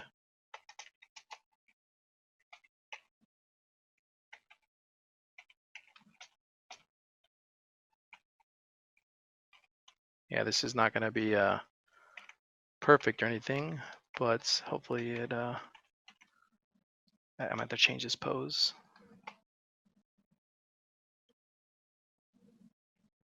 That looks awful.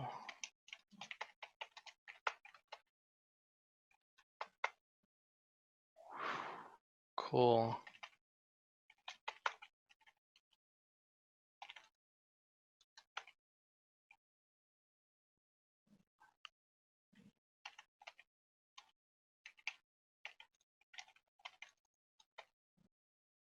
Cool. And then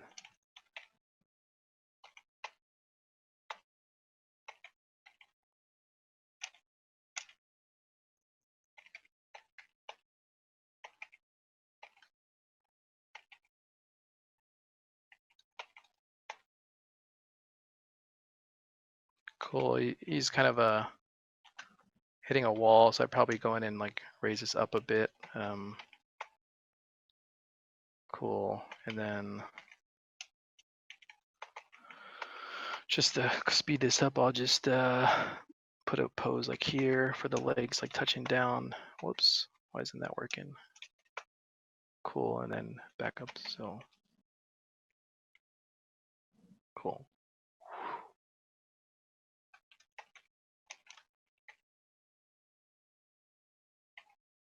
One thing that is like in this route, since this is the driving force that I'm doing, I got to make sure that like this, obviously this could use some tweaking, but this little hang time, I got to make sure like this has the right idea as this one here. Otherwise they're gonna be like on different spacings, it looks like. So this one here, yeah, so this one's got to have some nice ease in too, like the root does.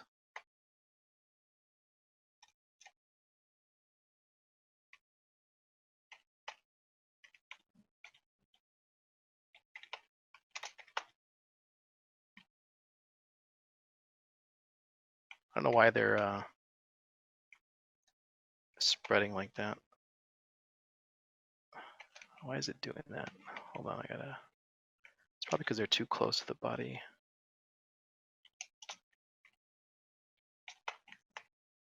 All right. Cool. And then here, maybe it starts to unravel. And then on the way down, maybe I'll have it like stretch a bit like this.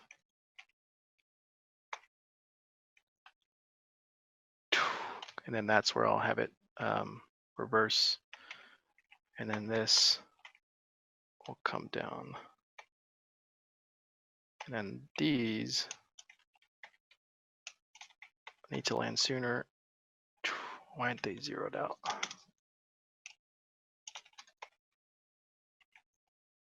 And I see like in here, I already know like that's a lot of keys without these legs having a keyframe here. So I know that I need a breakdown on these for this. Otherwise the legs are gonna do their own thing here. So I gotta make sure.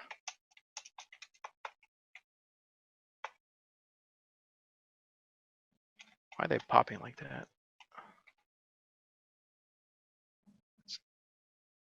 It's weird. Probably get rid of this key. Probably put another breakdown here. I'll probably put a breakdown here, which is all like a frame apart, but that's because it was like starting to stretch. So, but again, I think if some people would probably switch this to FK on the way up, but since I'm trying to just do this super quick, I just do it kind of my own quick way to get this to read. Cool. So that's like cool. So that's got good energy.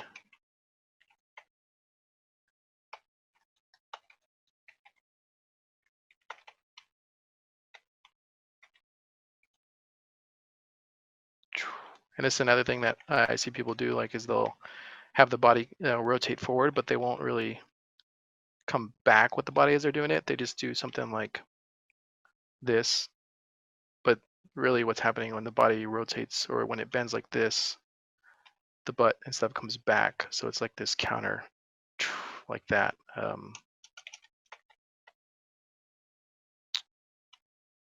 Otherwise it just doesn't counter properly like how it's supposed to, the body, like, and then That's off balance. That's not right.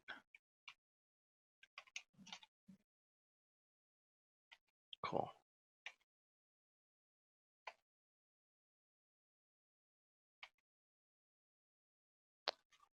Let's see what this looks like really quick. Cool. So let me just do a quick on these really fast. Maybe in their way up, they can come up a little bit. So I'm kind of doing a straight ahead pass on these. Here they can come back. And here they'll. Cool.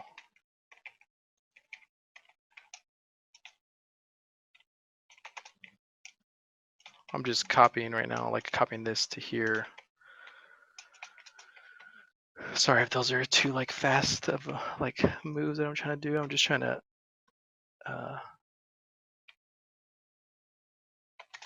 copy stuff.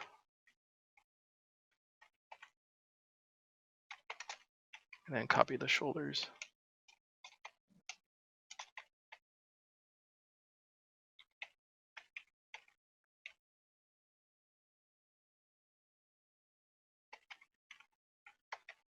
And that's another thing when I do these, I like if I have some like hitch or something, I'll make sure to adjust my keys first before I add in new stuff to see if I can fix it with that before I do new keys.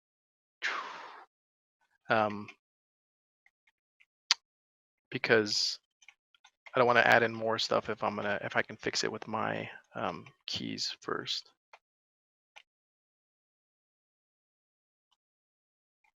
Anyways,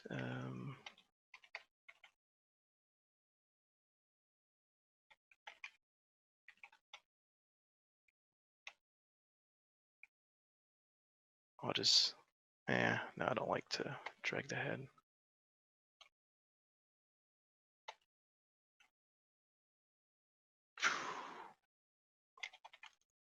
Wow, that looks awful.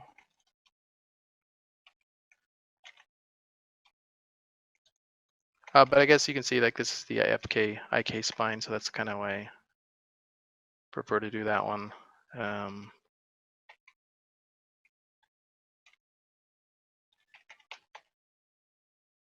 All right, let's see what that looks like. It's probably not going to be, hey, but at least it's got good energy and some. I mean, it's a decent like block out really quick. I could obviously fix a lot of stuff in this, but at least it's the core is there, so I can just fix up some poses, and this end pose is not very good. It's kind of a bad Spidey pose in the beginning, but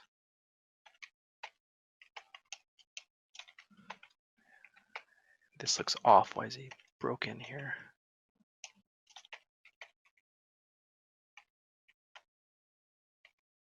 Cool. Anyways,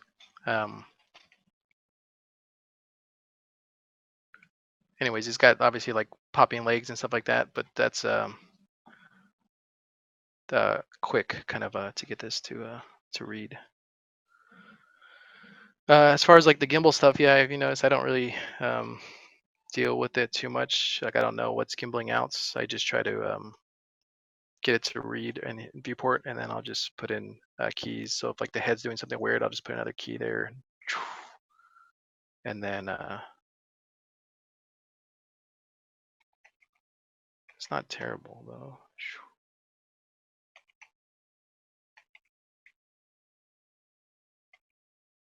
Break it up.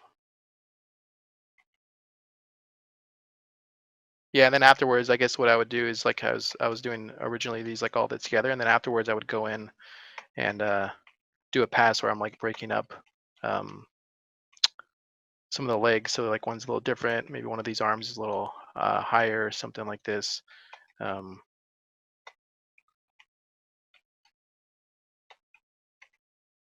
So that they're not too twinned and things like that.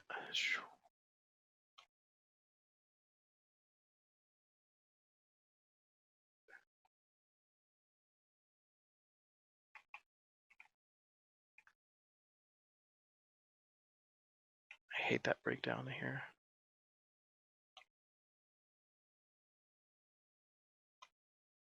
just don't like that pose in general here. I'd probably change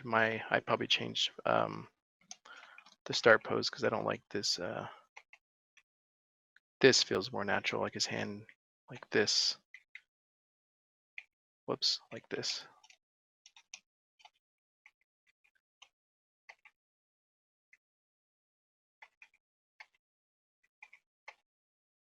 Cool, that's better. Copy that to here. All right, and then cool. So I mean that's a quick jump, I guess. Hopefully that made some sense. I don't know. It's probably all over the place. No, that was great, especially seeing how fast you work as well. But it really showed, I guess, how organic you worked, just in terms of, like you said, trying to get the energy, just pumping out the poses. It's more visual than anything. You don't want to get too technical in the graph editor. So that was Right. demo, yeah. Thank Unless you. it's doing something. Unless it's doing something. Um, for me, unless it's doing something super crazy in the graph like this kind of stuff like here, where just like because a crazy flip, then I know I'm messing up in here somewhere. Like this is probably the problem. I gotta Euler filter it or something. But in general, I just try to see if it's doing auto tangent stuff, then I can just put in keys to get this to read. Like I already know, like if I went back to this, I would just get this. I would rework this and just get Spidey into a cool antic here pose. But I can I can do that. Like I just had a little more time, I could go in there and put this into a cool fingers and all this kind of stuff. Antic, get this up. See this here? It's getting a 2 open here. I'd probably bring this in, aim that down, get that up. Good. And then here, yeah. And I just kind of. Do you have any tips or suggestions for new animators to pick up speed? That's a question from Stalin. Yeah, so mine is just hotkeys, I guess. So like I mentioned, since I work a lot in here, I don't know if you saw when I was doing this stuff, I was like they'll say this pose was different here, and I wanted to, make this loop to this. When I did this, I copied that to here. So I just middle moused, press S, but I just do it fast so that I know, like if this one's like this and it's broken or something, and I want to have this have that same idea pose here, like I can do that like that, and it's already done, so it's already copied. So that's super helpful for me on that. Also, like to um, also the way I'm able to flip between my keys, that makes me like get this quicker, so that I'm able to go through my drawings that I'm doing. I don't really care what the Maya's doing in the middle. I'm just looking at my stuff and then seeing what I could. And then for me, like the space bar, like if I have a key here and a key here, I'm like, I don't need these two. Like I just get rid of those super quick. I've seen some people go like to like this, like that. I mean, that would take me forever to do all this stuff. So I don't. Um, I used to do that, but then I was like, man, this is this takes a lot of time. So I'm just like, all right, I'm just gonna get rid of this, and redo those drawings. Uh, so yeah, those hotkeys, and then and I think in a way, uh, part of what helps me speed up a little bit is that I'm you didn't see me jump in here and be like, well, this is a little off here type of thing. I can do that afterwards. I can polish it, but um, I just try to get it visually, like you said, and here to work, and then I'll jump in there later, and I'll jump in and clean it up later if I need to. But this is cool too because I can just really quickly um, select all by type, uh, make this ant take a little longer. So maybe I'll take this key and this key.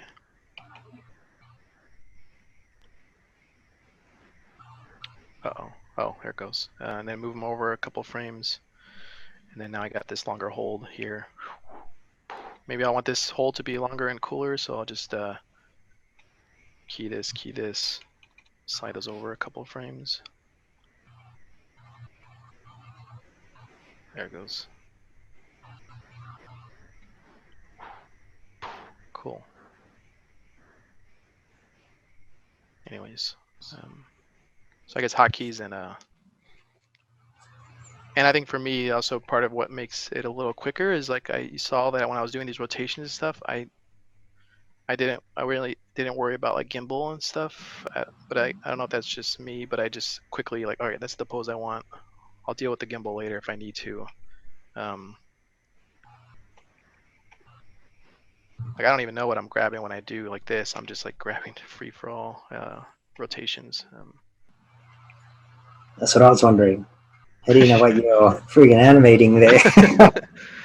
Stuff's just happening. No, if I see something flip out, then I'll like, oh, I gotta go back in there and clean it up, or something's happening. But as long as it's not gimbling out, I can Yeah, it's clean it up, true. or I don't know. Yeah, that's great. Harsho asked if you recommend any hotkeys. Anything you could share? I guess you already shared one with the spacebar. That's pretty handy. I can show my hotkeys, but the only ones I use are those. The other ones are so these are my hotkeys. Is it showing that? Yep, your custom scripts. Yeah, so I just use like graph editor one, delete. Oh, delete graph. So, whoops. So when I'm in here, if I ever need to delete a key in here, I have a hotkey so I can just press it really quick and get rid of it. That's just set to X, so I just really quickly do that. And then these just add in-betweens to the whole, like push everything over, F1, F2, between machine, but I don't use it a lot. That one I use a lot, delete time key. Hide curves, I use that a lot. You probably saw me doing this when I was going through this. I was doing this a lot because I wanted to see what it looked like as a picture and then get rid of those really quick. Deselect, that's just so that I'm selecting this, I can quickly deselect it and go to something else.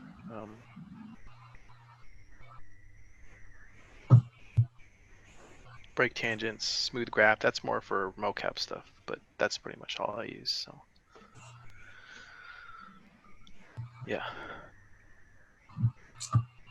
Yeah, nice one. Nicholas asks, you mentioned before sometimes you would zero things out over one frame to clean up the values, but this may not work in a production setting. How would you go about fixing this issue if needed? Well, I think a lot of productions have like tools that you could easily, like if I were to do something like this, if I were to use this, like if I were to, well, I don't know if I could do it now, but, or let's say I did do this, I use this and I get Spider-Man to jump even higher using this,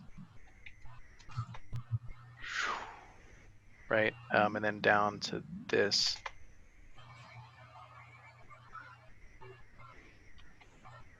Like if I did animating this to do something, well, that looks really off right now. Hold on. Cool. That.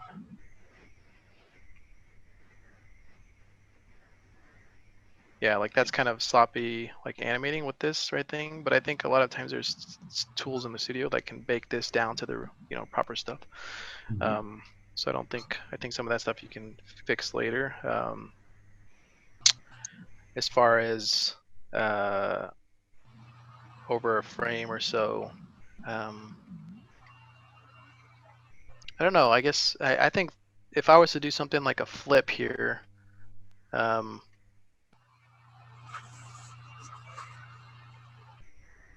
I was to do a flip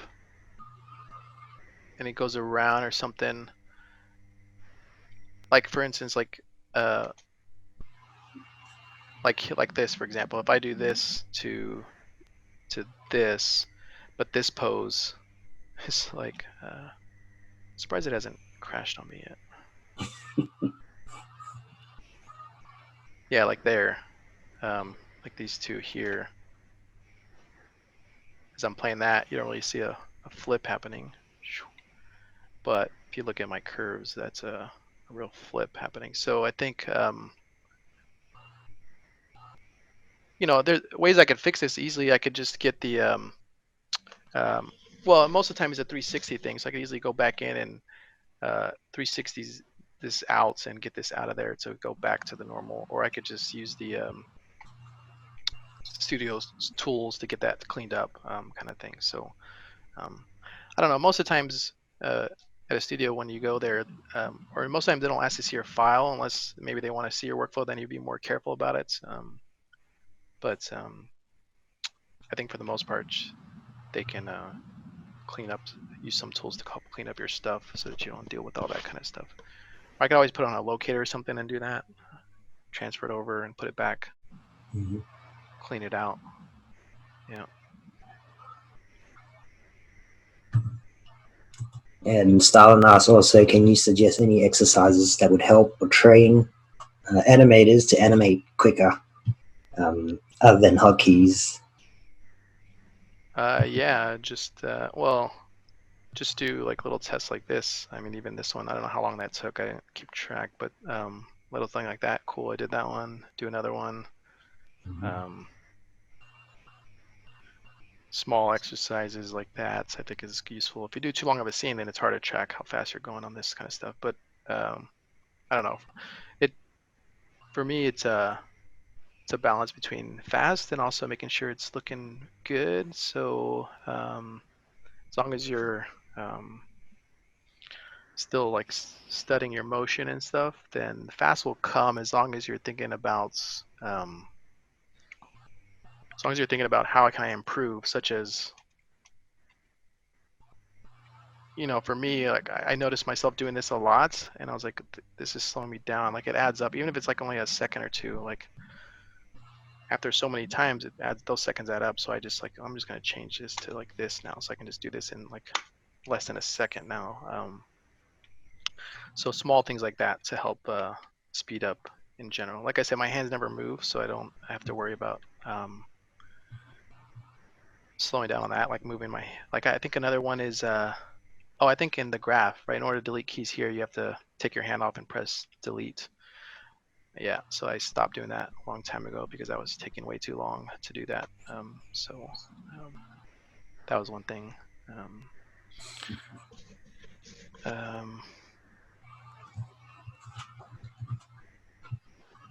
You didn't look at the channel box at all? No, I didn't look at, I don't really care. I don't really know what's going on over there. Yeah, I have no idea. Like I don't know what's going on with those channel bars. As long as it's not doing something like when I did this jump up pose here, as long as the arm's not doing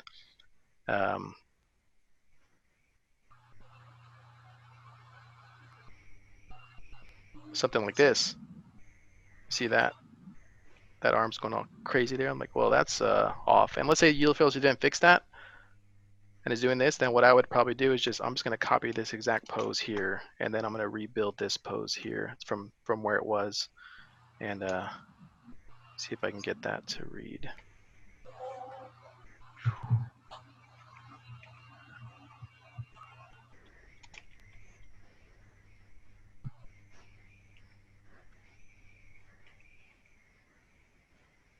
Cool.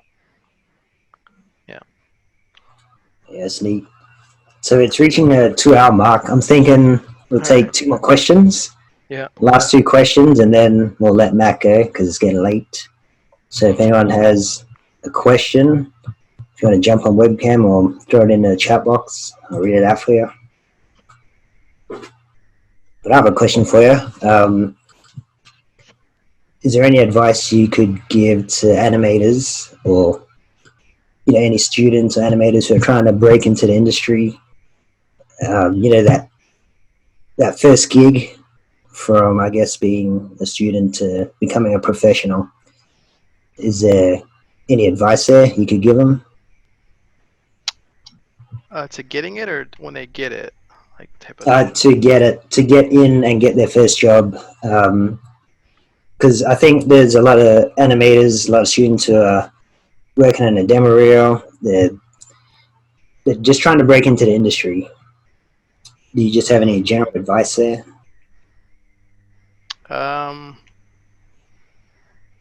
well, it's getting super competitive, so I'll say you got to be always practicing and getting better. I think uh, I think strong body mechanics is one thing that like keep always like I did this one without reference, but um, like when I did this like squash here and I put the arms back and I put the butt back as he's rotating forward, that's all based on mechanics. So I already knew that stuff a little bit, right? So I would say you still got to make sure you're getting the proper mechanics that are happening in this because that stands out a lot as far as like um, motions because you can easily spot like a lot of times when I see student stuff I see how do I do this in here I can do this like this basically. I'll see stuff like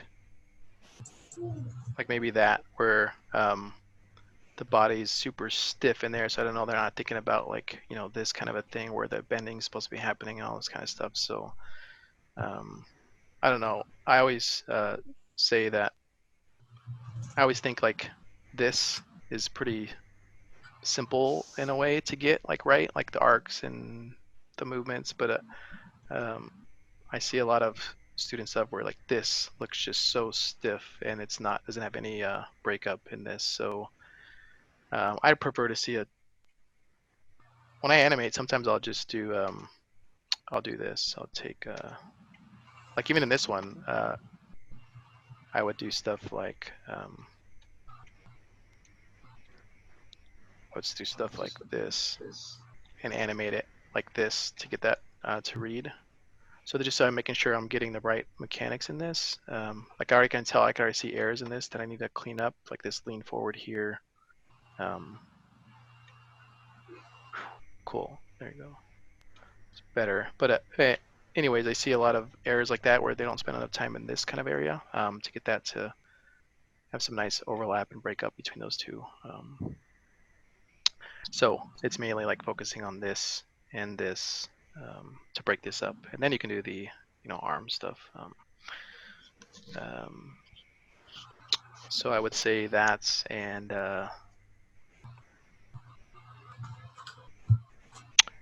just not making yourself look too much like student tests and things like that. I would just put in some extra. Again, if I was to do this test, I'd probably put in like a little set or something and show this off as like a from a game or like it almost looks like it from a game. Um, Maybe I'd have it connect with another animation like a punch or something like that. So kind of make it look a little more professional in a way as a test. Yeah, Um,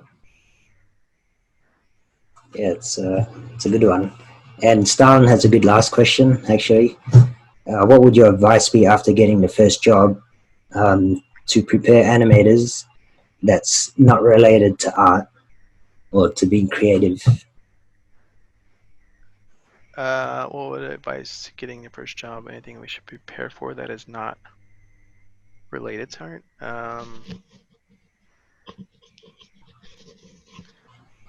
Well, that depends. That's a lot on. There's a lot of ways that can go. That can go into like, um, is it a like contract job? Or is it a staff job? If it's a contract job, then you gotta be saving all of that overtime money in case there's a gap between jobs, or saving in general if there's a gap, right? Saving that extra cash because um, that's always useful, like to be able to have like a cushion of, in case, because you never know, like productions or some are slow and you're like, oh, well, that it's not going to happen until another month or two. So always thinking ahead like that. Anything we should prepare for not art related to art. Yeah, so I guess that's for me like the business side of things. Also, I guess is And I guess doing other stuff on the side like hobbies, and so you don't have to, so you can stay a little fresh and just do your stuff, and then also have other stuff to do so that you're not too. Because even for me, I have to step away sometimes, and I don't animate every day. Some days I'll just relax and not animate to rest my mind a little bit. So I think that's always good to do, so that you're not too overworked in your animation stuff. But I like the idea of the business stuff to make sure you're thinking ahead in case there's a gap, and or the other one would be, let's say you got a job and it's not what you want to do, then hopefully every now and then you're doing tests on the side to keep your chops up. Otherwise, if that job wraps up, then you got to make a whole new reel, and it's going to take some time. So to keep fresh on that stuff. So um, even when I was at here, Uncharted 2 stuff, I was doing like other pieces to like, so that I was able to go to like film if I wanted to, like here. Because I couldn't apply with this game stuff, they wouldn't have cared to see that stuff, right? So I just try to make sure I stayed up to date with other stuff. Because for me, I like able to be able to go to games or film if I or cinematics. I don't know, just more work to choose from or to try to get than versus just if I only could do game stuff, then I don't. So I just like to keep my chops up in other areas so that I can be more well-rounded in case some project comes up that they need somebody and I can do it, type of a thing. So, but I guess that's related to art, so that doesn't really answer. But the other ones go with it, the job stuff and business and saving. Mm-hmm. Yeah, that's great. Great advice. Thanks, mate. Yeah, yeah. And thanks for your time. Really appreciate it. And I'm sure everyone here also appreciates it. Oh, And I didn't realize my camera was off.